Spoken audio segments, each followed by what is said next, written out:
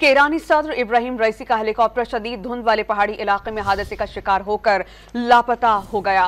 Helicopter में ईरानी सदर समेत वजीर खारजा हुसैन अमीर अब्दुल्लाहियान, मशरकी आज़रबाईजान के गवर्नर मलिक रहमती और सूबे में ईरानी सदर के नुमाइंदे आयतुल्लाह मोहम्मद अली भी सवार थे। ईरान के नायब सदर मोहसिन मंसूरी ने तस्दीक की है कि ईरानी सदर के लापता हेलीकॉप्टर पर सवार 2 अफराद से राबता हो गया है। दोनों ने रेस्क्यू टीम से खुद राबता किया और अभी तक सदर से राबता नहीं हो सका।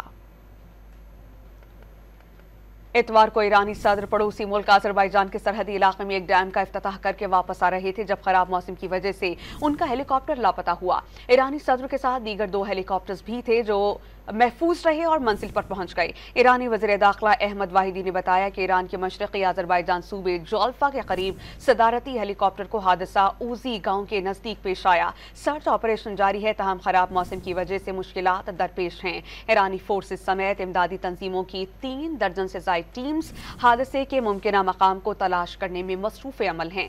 ईरानी मीडिया ने दावा किया है कि हेलीकॉप्टर में सवार 2 अफराद से वक्तन फवक्तन राबता हुआ। सदर के हेलीकॉप्टर को हादसे की इत्तला मिलने की खबर ईरान भर में जंगल की आग की तरह फैल गई। मसाजिद में सदर और दीगर अफराद की सलामती के लिए खुसूसी दुआएं की जा रही हैं। ईरानी सुप्रीम रहनुमा आयतुल्लाह खामनाई ने कहा कि किसी नागहानी सूरत के बावजूद मुमलिकत के उमूर बिला रुकावट जारी रहेंगे।